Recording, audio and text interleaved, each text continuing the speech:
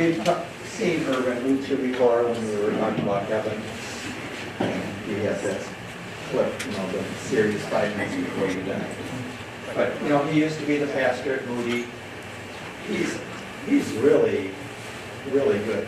He's very prolific. I mean, he's writing books all the time, making these little 5-minute clips. If you want to watch those, he's got a whole slug of them that are just 5-minute devotionals that you can watch. You just went to the Moody Church Media thing? Yeah. Where you find it? Yeah. Or if you just type in Lutzer 5 minutes, Oh. and it'll come up. Okay.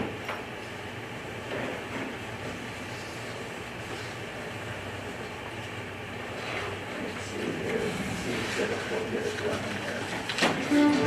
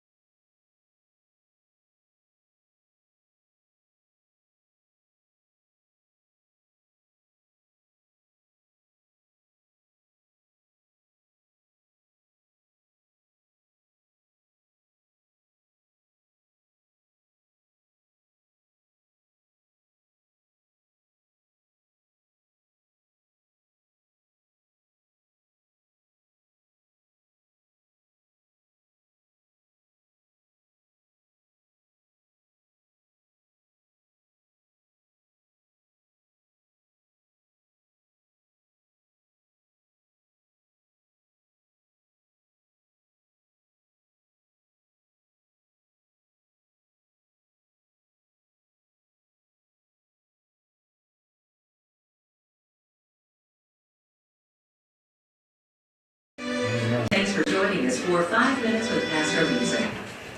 Okay. He's showing his age a little bit here.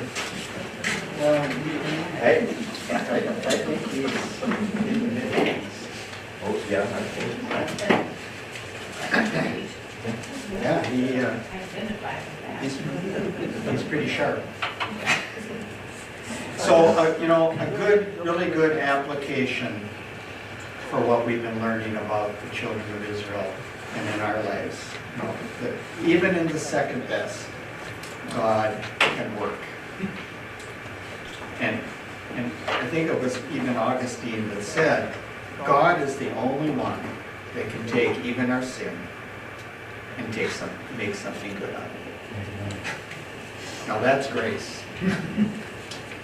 So, any other comments on Irwin there?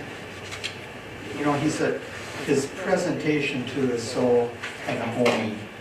You know, I think he was pastor at Moody for 30-some years or something, 25 years. And he replaced Warren Wiersbe. Yeah. Okay, so we finished up Numbers, and we're going to start Deuteronomy today. Now, a couple of background information on this. So it is the 5th book of the Pentateuch. Penta meaning, of course, 5. And Deutero means 2, and Nomion means law. So literally it means the second law. So there's going to be a lot of repeat. It's more of a recapitulation or summary of what's already gone on. So we're going to be going through some stories here. But Moses is telling, we have to remember, who is he talking to now? He's talking to the kids. All their parents have died. And so they may, in 40 years, they maybe have drifted, kind of forgotten, you know, what went on. So there's 4 different titles. And by the way, there's certain things that when he's going through this, it's kind of, he's hitting some of the high points. He's not going through all the details.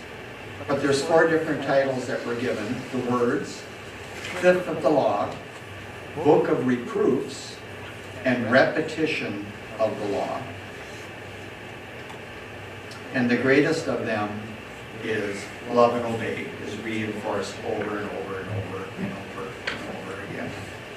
And, you know, even Moses, and we're going to see in some of his prophetic words, boy, when we're studying Judges, boy, it really came true. It hit home. So it teaches the people and us that obedience is a response to the love of God. You're not doing it to earn the love of God. It's a response to the love of God. And today, of course, we know more than they did that it takes grace to love and obey. That we don't really have it in our own. That, you know, our hearts tend towards unbelief. I've been listening to a little series on Isaiah 53, and it's talking about the unbelief. Like, it starts out, who has believed our report? You know, to whom has, you know, the Lord revealed? But then it brings up, but the arm of the Lord is what brings us back to him even. So Moses is the author, of course, and we're told that in Psalms 103, that God made known his ways to Moses, but only his acts to the children of Israel. So they had a different level of understanding. Moses, of course, you know, was really blessed, and that's why he was blessed with so much, why there was a harsher discipline on him as well. To whom is given much, much is required. So the parents died, and even now he's telling them, this new generation, teach your children well. You know, there's that song, teach your children well. Who is that sang that? Three Dog Night, but that was taken from the Bible, actually. Teach them when and where. When you sit down, when you rise up, when you're out in the farm, plowing or whatever. Every opportunity you make it a learning opportunity. Like we used to say, the teachable moment. And of course, that was up and down as we see as we go into Judges. And yeah, they did it for a while. Well, and they didn't. And they had to do it again. So now the book's divided into 8 different orations, I guess. I'm not sure quite how they came up with that, but there's 8 main talks that Moses gives. But one of the clearest teachings will be when we get to chapter 27 through 30, where he gives the blessings and the curses. Okay, this is what you're going to get if you follow me. This is what you're going to get if you don't. I was listening to Dennis Prager the other day, and even talking about today, and this caller who was very Jewish, and he says, and of course Dennis Prager he's not a believing Jew, but he's a very Orthodox Jew. And they were saying how the purpose of Israel was to be a blessing to the nations and to show all the nations how to live. And he said, when they didn't do that, they get judgment because they were given so much. Okay, so if you want to turn to chapter 1, we're going to talk about giants today too.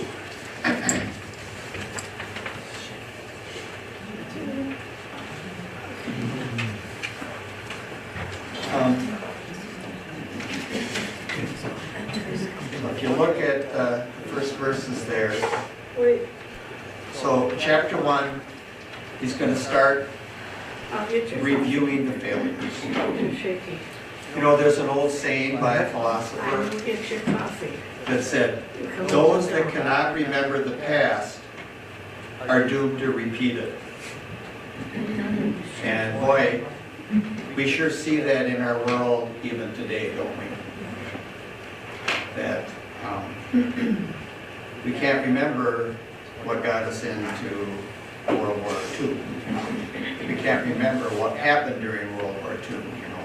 Or they'll say, you know, the Holocaust didn't happen. You know, that was fake. Well, no, it was real. Now, there wasn't a, remember, they had been at Sinai. After Sinai, there was an 11-day journey to go from Sinai to Kadesh Barnea, which was at the doorstep of the Promised Land. 11 days. That was how long it would take. What happened? They spent 40 years. You're following the GPS. He gave him the wrong direction. Yeah, refiguring. And then there's, some of you have a map out where it shows kind of the wanderings. This one right here, I think, is, I passed that out last week too. But this one shows that little red line. Yeah, that goes all the way. I'm not sure if everybody got one of those. I didn't get them all last week too. But it just goes, you know, and we were kind of kidding, you know, like if you're lost in the woods and you're going around and you go by and say, boy, that tree sure looks familiar. There was a Andy Griffith with Barney and Gomer lost in the woods, and that was happening. Gomer was saying to Barney, I think we've been here before. Oh, no. Now, let's look at verse 9 in chapter 1. Moses is pretty honest, and he's actually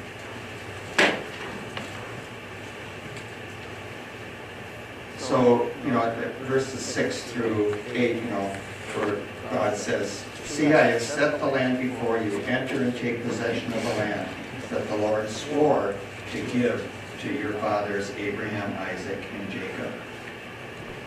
And, that should have been enough. Really. Well, and then they said, well, we heard about getting out of Egypt. Not all of us were there, but we went across the Red Sea. And if God said it was a good land, and it was for your taking, it should have been end of discussion. So here's the first time that Moses kind of remembers kind of a mistake he made in verse 9. He said, "I said to you at that time, I can't bear the responsibility for you on my own. The Lord has multiplied you so that today you are as numerous as the stars of the sky. May the God, the Lord God of your fathers, increase you 1,000 times more and bless you as he promised. But how can I bear your troubles, burdens, and disputes by myself? Appoint for yourselves wise, understanding, respected men from each of your tribes, and I will make them your leaders." Now, on the surface, that sounds good. And people have used that passage to say, that's why you need to delegate, to make committees and task forces, so you're not sharing all the responsibility yourself. Well, what's that old saying about a committee? It's a group of unwilling people not wanting to do what they've been assigned, and not accomplishing what they were set out to do. That does happen. I'm not bashing all task So force. loved the world, he didn't send a committee. What? Said, for God so loved the world, he didn't send a He committee. did send a committee, that's right. So Moses is actually saying here, I made a mistake. I shouldn't have done that. God had given me the responsibility. And, that might have led to also them saying, like they said, well, let's come up, and it's coming up later. Let's get a committee to go into the land. We're going to pick 12 guys. They were leaders, and not that they weren't, but Moses is saying, and I've heard this said a number of times by different people, that those 70 men that were appointed later became the Sadducees and the Pharisees that later, took Jesus and put him on the cross, so it's not that it's a direct correlation, but it is ironic that that's what happened. He said, "So I took the leaders of your tribes, wise and respected men, and set them over as leaders of officials of 1,000, hundreds, 50s, 10s, and officers of your tribe." And I'm not saying that that's all bad, because I think they took that to make kind of our judicial system, where we have lower courts, and then we have the Supreme Court. So on its own, it's not bad, but you don't see here Moses saying to God, what should I do? Should I do this? It seems like he just said, I can't do it, I'm frustrated. And that's the bad time to make, a command decision, is when you're frustrated. So that's so he's pretty honest there. So he comes in and he says, okay, I made a mistake. Says, J. Vernon McGee says that Moses had lost the truth that God would be the one to carry the people.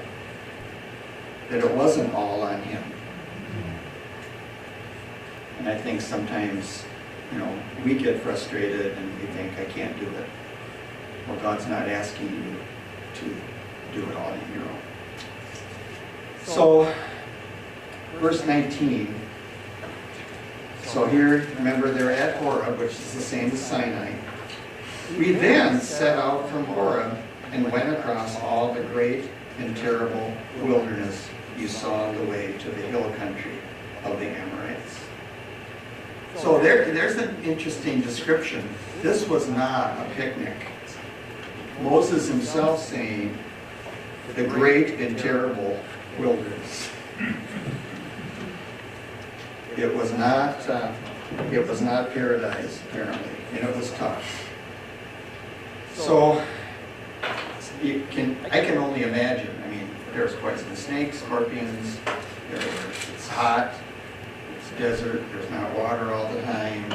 You got your kids to get water to, and you have all your animals. So then, the people came and said, notice it says, we will send men in to spy the land. That's another mistake by Moses coming up here. He agreed to that. Once again, the key is, we will send. Moses, it says it pleased him well. But the people should have already believed that the land was theirs. Okay, mentioned. Big mistake. Asking for a committee, like you said, was a red flag. And the main problem was unbelief. What was their unbelief? That maybe it's not all that God said it was. Doubters. And unbelief always leads to disobedience. So verses 34 through 38.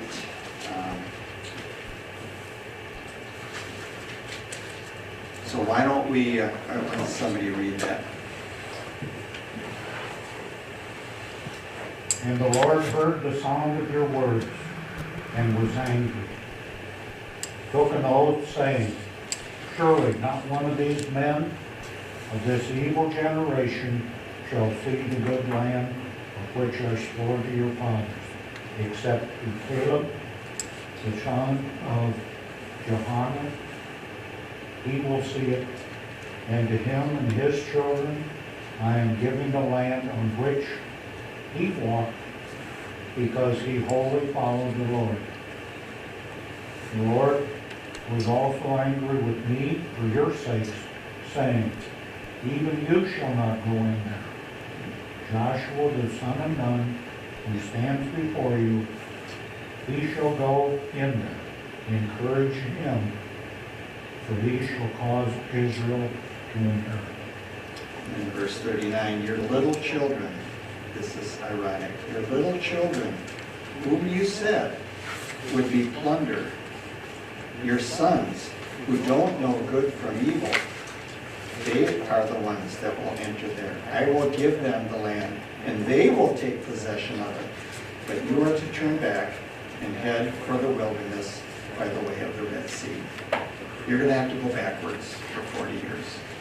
I mean, isn't that sad? And isn't it ironic? So they're little kids. They said, oh, we're too worried about them. You know, there's giants in the land. He says, well, they're the ones that are going to go there. The very ones you said that I wasn't going to protect. He was sending them back to the Red Sea, Yeah, where they came out right. victorious.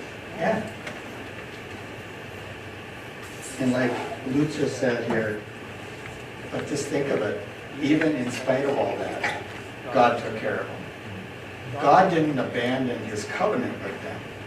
We can't assume that discipline is God's rejection of us, which is hard. Any comments on that little section?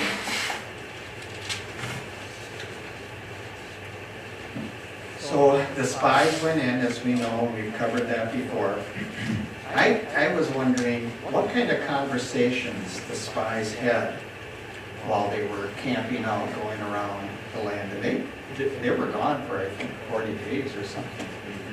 And I'm sure they were sitting around the campfire, and Joshua and Caleb kept trying to convince them, it's going to work. It's going to work. Don't worry.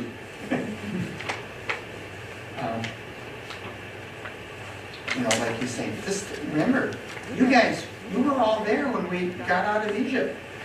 You guys went across the Red Sea. We saw water come from the rock. Yeah, there's giants here we saw, but you know what? Egypt was the most powerful land in the world. And look what God did. And we talked about Caleb and his little talk that he's going to talk about, Joshua and Caleb, where they were seemingly under discipline, even though they did nothing wrong. They paid the consequences for their fellow brethren's mistake and sin. And I've said this over and over again, I would not have been a happy camper about that. Just think of that, 40 years of your life. Some of you are 80.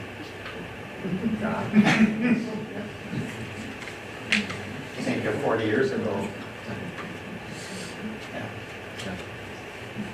But, Caleb and Joshua had faith and stepped up and they proclaimed the truth. They weren't going to follow a multitude to do evil. And, it wasn't just like, well, okay, you can have your truth. No, they were going to stone them. Verse 40 through 41, this is also a very sad.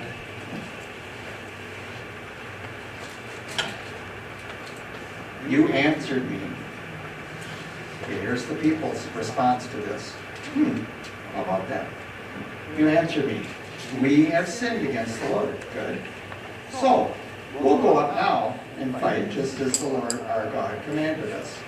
Then each of you put on his weapons of war and thought it would be easy schmeezy, that's in my translation, to go up into the hill country. They said, okay, yeah, we don't like that consequence.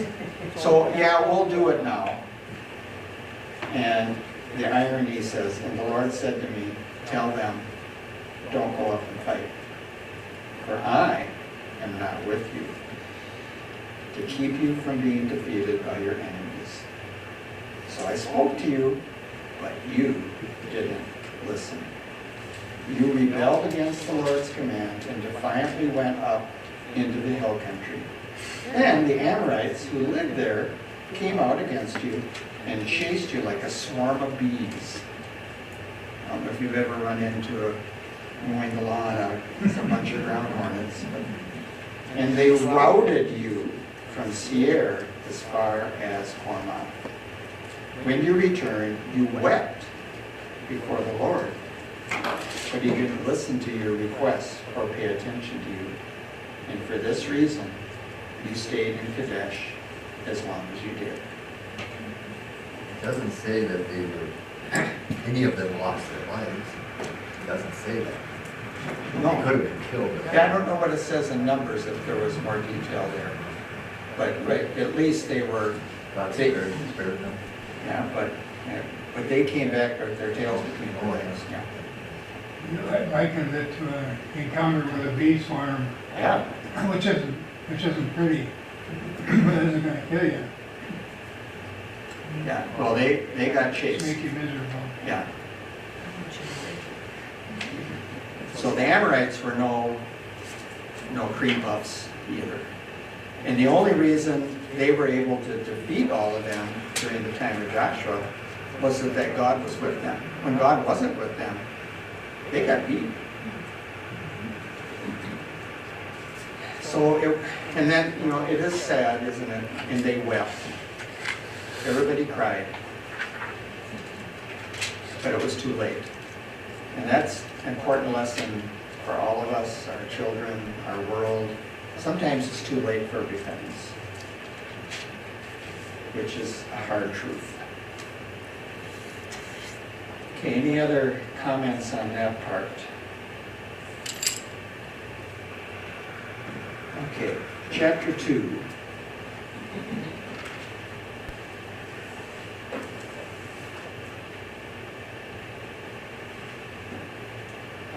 Somebody read verses 1 through 4. Then we turned back and set out toward the wilderness along the route to the Red Sea, as the Lord had directed me. For a long time we made our way around the hill country of Seir. Then the Lord said to me, you have made your way around this hill country long enough. Now turn north. Give the people these orders. You're about to pass through the territory of your relatives, the descendants of Esau, who live in Seir. Don't be afraid of you, but be very careful. Do not provoke them to war, for I will not give you any of their land, not even enough to put your foot on. I have given Esau the hill country of Seir as his own. You're to pay them in silver for the food you eat and the water you drink.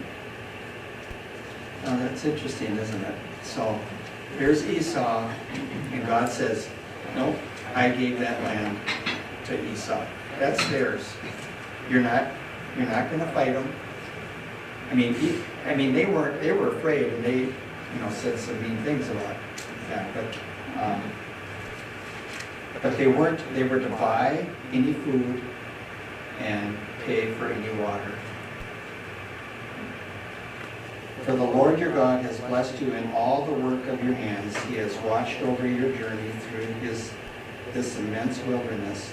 The Lord your God has been with you this past 40 years. And as Erwin Lutzer said, you have lacked nothing.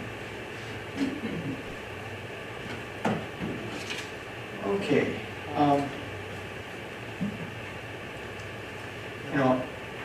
Now Esau is kind of faded into from history. We don't call anybody the Edomites anymore. Now that area of land is actually what's called Jordan today.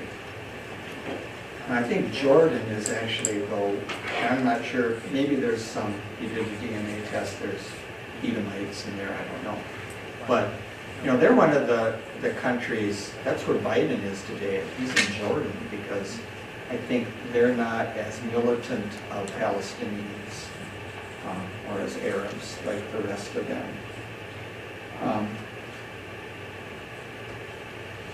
So I was going to show a little clip here. I might get to it here about Petra. Petra is that city that was made by the descendants of Esau. That city carved out of sandstone. And it's a remarkable historical site. It was in Indiana Jones. They filmed some things in there. I'm going to see if I can find that real quick to give you a glimpse of what Petra looks like. We've kind of forgotten here.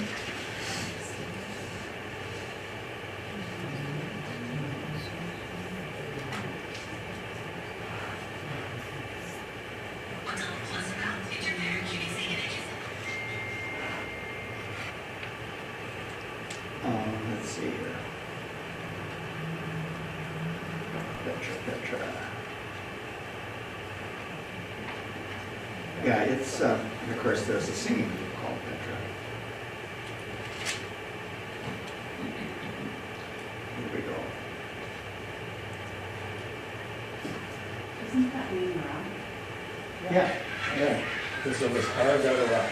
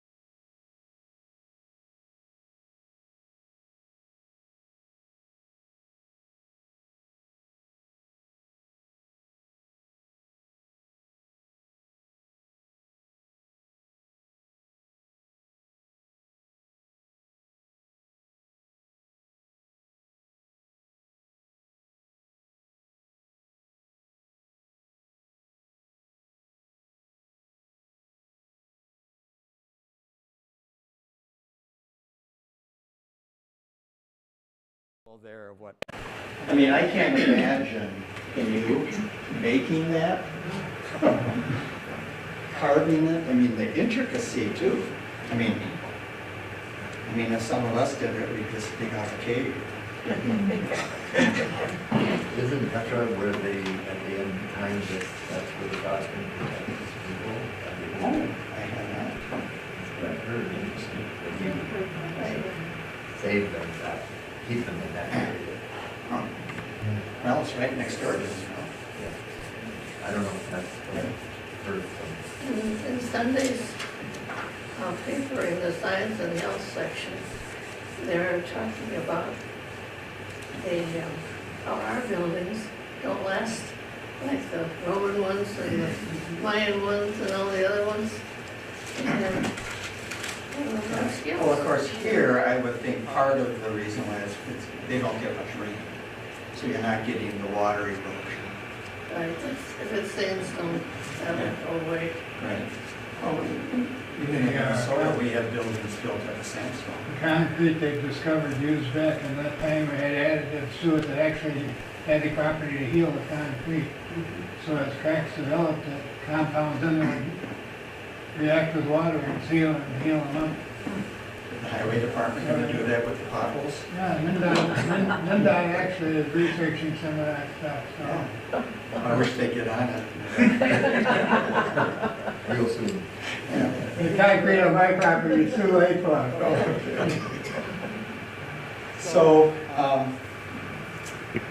Moses now is reviewing the wanderings. Okay, this is what happened. Just in case your parents didn't tell you, this is what happened. And I don't know how many of them could read. I mean, Moses was skilled in reading and writing, you know that, because he's trained in Egypt. But verses 1 through 3, it kind of indicates, this is kind of a ring around the rosy, aimless wandering. And J. Vernon McGee makes an analogy. He says, and we as Christians, we need not to go on a merry-go-round of just activities. Why are we doing this? Well, we've always done it that way. That's one of the biggest things, isn't it? If you ask somebody, why are you doing that?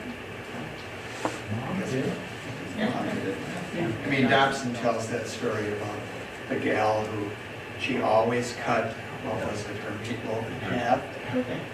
And finally, one of the granddaughters said, Grandma, why are you always cutting that in half? And she says, well, I guess my mom did it, and I guess because her oven was small. So, yeah, sometimes we do need to ask, why are we doing things? Sometimes we need, it's not that tradition isn't good, it is, but doing it for just rote isn't. So I think it's interesting, that God says not to meddle with Esau. Even though Esau, he wanted to kill Jacob at one time. We do have that story where it seems like Esau and Jacob kind of made peace. I mean, Jacob was still, being deceptive. When Esau said, come with me, come to see a great place. Jacob said, oh, we're slow, we'll meet you there. And of course, he didn't do it the other way. But God did honor his promise. And then that verse that you lack nothing. Okay, now we're going to go to verse 24.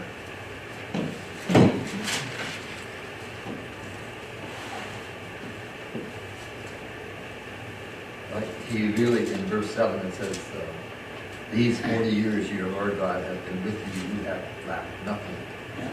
He condensed that, all that, into just a one verse. Right, yeah. The whole word. Yeah, yeah, And we don't know, we don't have a lot of details on those 40 years, except that God took care of them. Water and food for your animals. And remember we talked too how when they took the new census, it was basically the same number of people, fighting in 600,000-ish. So 0 population growth. So let's see. Let's start at verse 20. So they're going to run into the Ammonites. And verse 19 he says, I have given it as a possession to the descendants of Lot. Okay, Lot is, remember, a nephew of Abraham.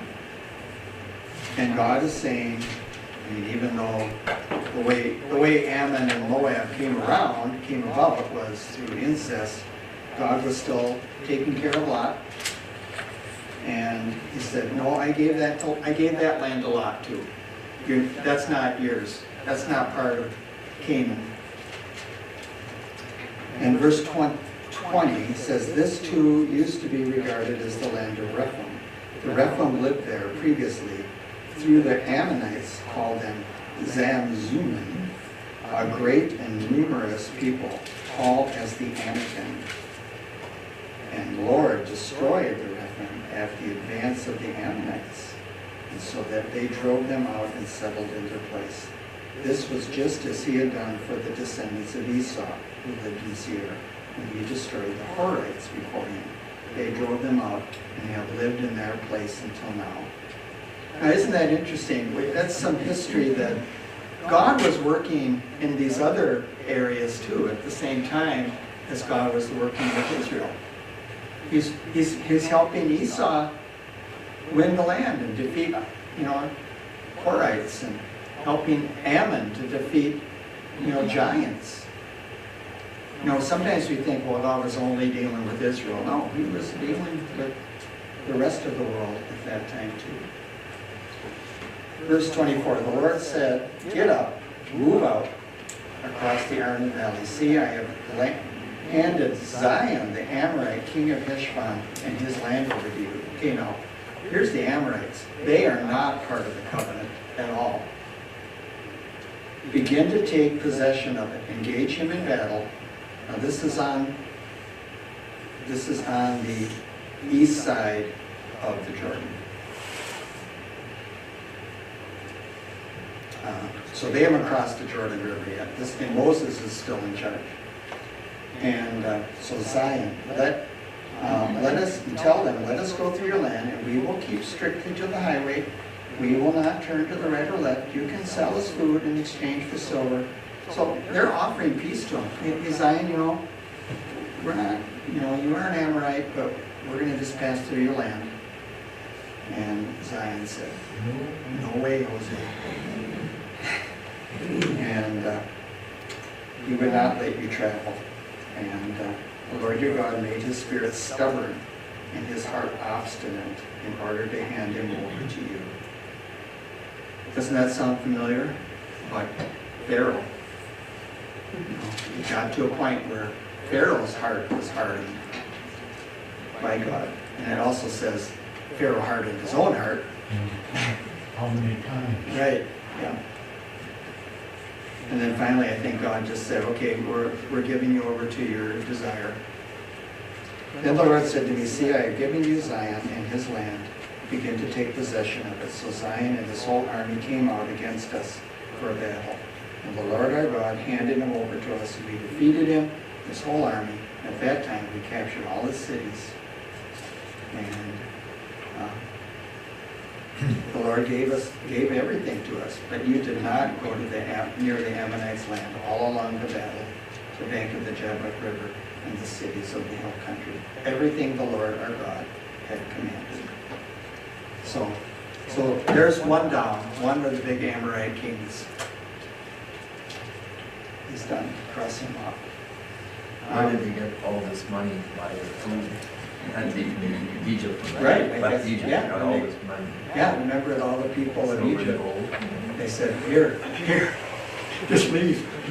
So they had all this money. Yeah, and it was really back pay for the years of slavery. So, chapter 3 now, you skip ahead.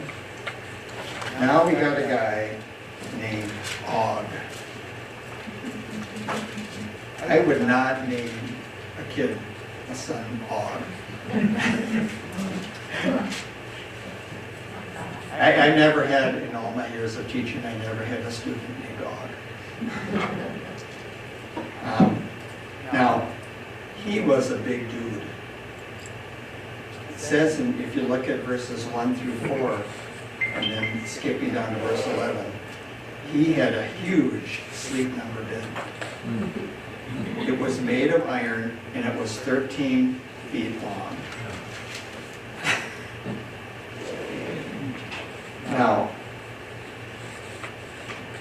Now, some have speculated from that he was 13 feet tall. Now, I don't think, okay, I have a little bit of trouble with a human being 13 feet. Now, they were of a different race, I think. They were not your normal human. But when we talked about giants earlier, remember Robert Wadlow, Pershing Wadlow. He was the tallest man ever to live, that modern day man. He was 8'11" and a quarter or something. And he walked with canes. He was not healthy. He died in his 20s. He had trouble, just pumping blood to all of the extremities, as you can guess. So I'm thinking that he wasn't 13 feet, but I think it's obvious he was big. I mean, he wanted a big bed, and I don't think he had a great mattress, probably. Maybe he did, I don't know. But he was, I'm going to show a little YouTube on him. Now remember, when the spies came back, what did they say? Yeah. They said there's Anakites there. Nobody challenged that as far as the truth. The Nephilim were there. Anakites that were descendants of the Nephilim. Anakites that were only part of the Nephilim. Nobody said, Caleb and Joshua didn't say, well, that's not true. No, they said, yeah, there's giants there. Well, we can do it. And there's that old saying too, that the giants you don't face in your youth, you meet in your old age. Perhaps the most common story in the Bible, of course, is David and Goliath. We've talked about him before. The Bible's dictionary will define giants as huge, tall persons, apparently having great physical strength. They are mentioned both before and after the flood. However, there are actual passages or verses which will answer questions we have posted. This is from Answers in Genesis. So King Og possessed the tracts of land that were even called the land of the giants.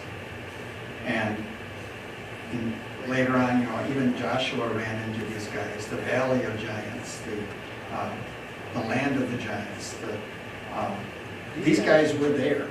They were big guys. Now, even if they were, as tall as Shaquille O'Neal, I mean, that would still be, when the modern man, probably at that time, modern Israelite man, was maybe 5'5" or something like that. I mean, that would still be formidable foe. We're going to see a little clip about this guy. Now, the one thing that some commentators, and it bothers me, is it says that these giants were descendants of those from before the flood. See, I can't buy that. No.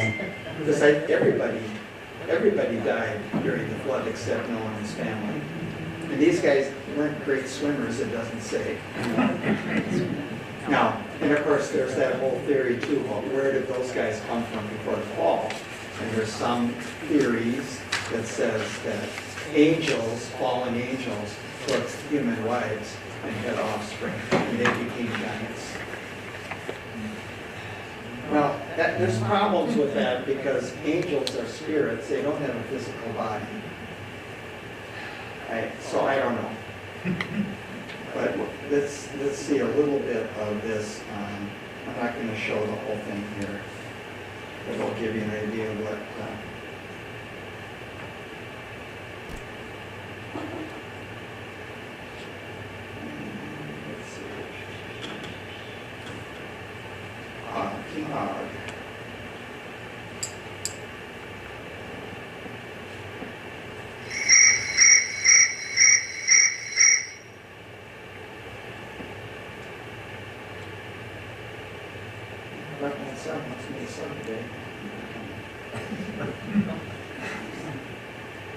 the city will never be the same. But we're gonna help you get back. Do you want me to dump this? Yeah.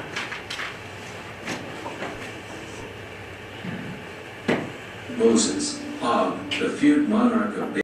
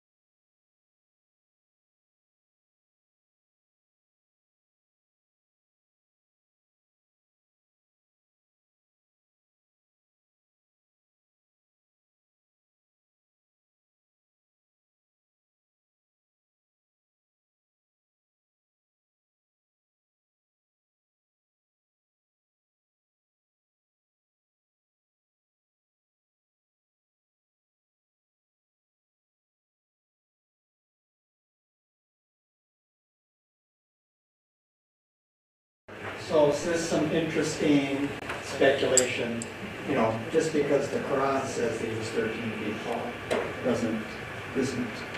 the Bible doesn't say he was 13 feet tall. It says his bed was 13 and a half feet. So, and that would be a big bed. You better stay on his own side. Yeah, maybe, yeah. Well, if you're 13 feet tall, They're saying his 1/4, right? Right. Okay, well, we'll maybe pick that up a little bit more. I had some more from answers from Genesis about the giants, but Anyways, it's speculation, but we're not gonna make a denomination. We'll have a church. So well, thank you for coming, and we shall continue in Deuteronomy, the second law.